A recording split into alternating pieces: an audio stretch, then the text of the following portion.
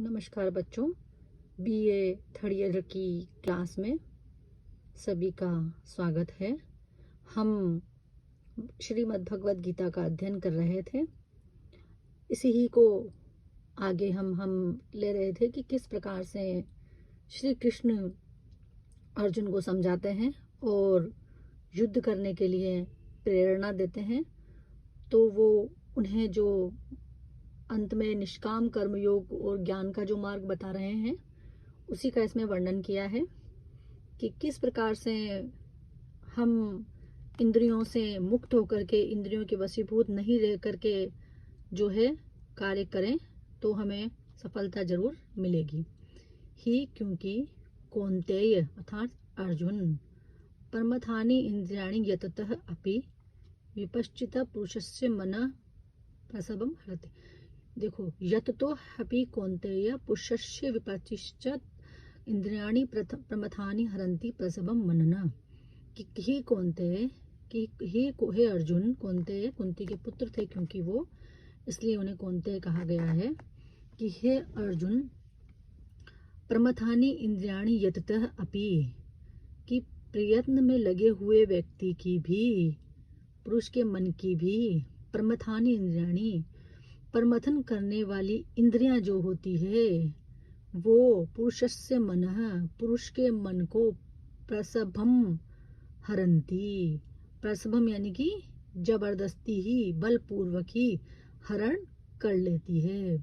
कहने का तात्पर्य यह है कि हे अर्जुन, कि जो व्यक्ति यततः प्रयत्न कर रहा होता है, अर्थात किसी भी प्रकार के यत्न में लगा होता है, अपने निष्काम कर्मयोग के यत्न में लगा होता है और ज्ञान की प्राप्ति में लगा हुआ होता है, स्थित प्रज्ञ बनने की प्रक्रिया में लगा हुआ होता है, उस व्यक्ति को भी जो प्रमथन करने वाली जो इंद्रियां हैं वो विपश्चित पुरुषस्य, उस बुद्धिमान, विपश्चित यानी बुद्धिमान पुरुषस्य, पुरुष के मन को भी प्रसवम हरती, बलपूर्वक हर लेती है।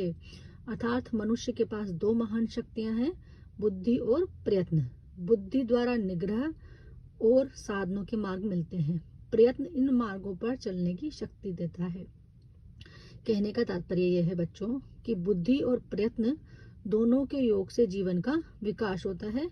केवल बुद्धि अकेला प्रयत्न सफलता तक नहीं पहुंचा सकता, इन दोनों के मिलने पर ही कठिनाई से प्राप्त होती है पूर्णता। लेकिन जो इंद्रियां होती है वो जबरदस्ती, अर्थात वो बलपूर्वक हमारे मन को हर लेती है और वो बहुत प्रबल हैं। मतलब जब इंद्रियों की जब चलती है तो व्यक्ति अपने आप में संयम नहीं रख पाता, और अगर इंद्रियों पे आप संयम नहीं रखते हैं तो दुख की प्राप्ति होगी, और संयम रखते हैं तो सुख की प्राप्ति होगी। और इस सत्य को जानते हुए मनुष्य क्या है, इंद्रियों के अधीन रहता है। विषयों को भोगने वाली इंद्रियां जो है मन को अपनी ओर खींच लेती है। मतलब जो व्यक्ति, जो विषयों को जिसने जितना भोगा है उसकी वो इंद्रियां उस व्यक्ति के नहीं चाहते हुए भी उसके मन को जबरदस्ती अपनी ओर खींच लेती है, और जिससे मनुष्य का विनाश हो जाता है। और इंद्रियों के बल को जानकर उन्हें श्रेष्ठ कर्म में लगा देते हैं, वही उत्तम पुरुष कहलाते हैं। अर्थात हमें इंद्रियों को, जो विषय हैं वो विषयों से दूर रखना चाहिए, और इंद्रियों को हमें श्रेष्ठ कर्म में लगा देना चाहिए, श्रेष्ठ कर्म में लगा देना चाहिए, सही कर्म में लगा देना चाहिए। जब जाके ही हमें पूर्णतया ईश्वर की प्राप्ति संभव हो पाएगी। इंद्रियों का जो दास होता है वो सबका दास बन के रह जाता है। इसलिए हमें महाबलशाली रहना चाहिए, हमारी जो इंद्रियां हैं उनको महाबलशाली रखना चाहिए, और बुद्धि और प्रयत्न के साथ साथ उन्हें विषयों से दूर रखना चाहिए। तो यही बात यहाँ पर श्री कृष्ण अर्जुन को समझा रहे हैं कि आप समझ जाएं और अपने मन को इंद्रियों से दूर रखें। इसके बाद आगे अगला श्लोक हम देखेंगे। तानि सर्वाणि संयमय युक्त आसीत मत्परः वशे ही यस्य इंद्रियाणि तस्य प्रज्ञा प्रतिष्ठिता।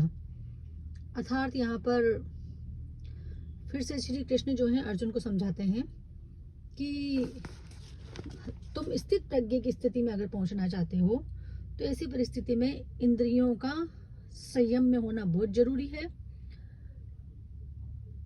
और उसी व्यक्ति की बुद्धि स्थिर रहती है जिसके वश में उसकी इंद्रियां होती है।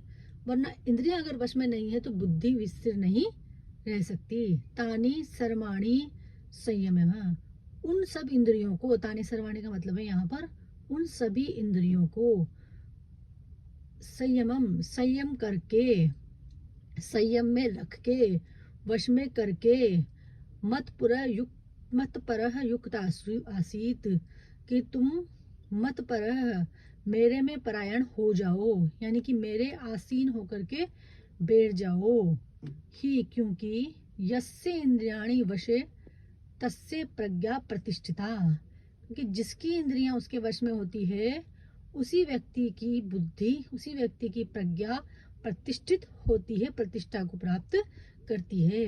कहने का तात्पर्य यहाँ पर श्री कृष्ण अर्जुन को समझा रहे हैं कि तुम सर्वाणी संयमम, सभी इंद्रियों को वश में करके मेरे आसीन होके बैठ जाओ, क्योंकि जिसकी इंद्रियां वश में होती है वो ही प्रज्ञा को प्राप्त कर पाता है। तो संसार में जितने भी प्राणी रहते हैं और जीते हैं, किंतु उन्हीं का सार्थक है जो कुछ कर जाते हैं।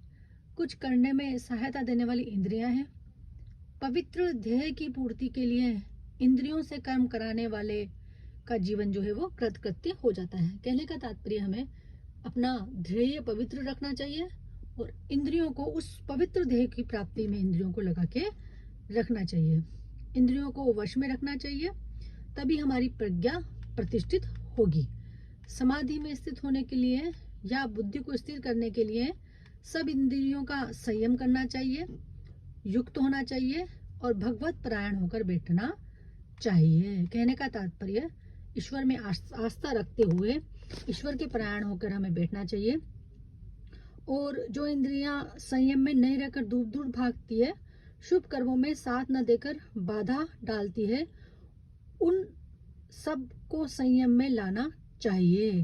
कहने का तात्पर्य यह है कि इंद्रियां, आप ध्यान, धारणा और समाधि, 3 तरीके से इंद्रियों को वश में लाया जा सकता है। इंद्रियां जो कि इधर उधर भागती है वो हमारे वश में नहीं रहती है, हमारे कहे अनुसार आचरण नहीं करती है, तो ऐसी परिस्थिति में हम स्थित प्रज्ञ नहीं हो सकते। तो हे अर्जुन, तुमको ध्यान, धारणा, समाधि को ध्यान में रखते हुए अपनी इंद्रियों को अपने वश में करना है और योग से परिपूर्ण होना है, यानी कि योग से परिपूर्ण तुम्हें होना है, तभी जाकर तुम अपनी इंद्रियों को वश में कर पाओगे।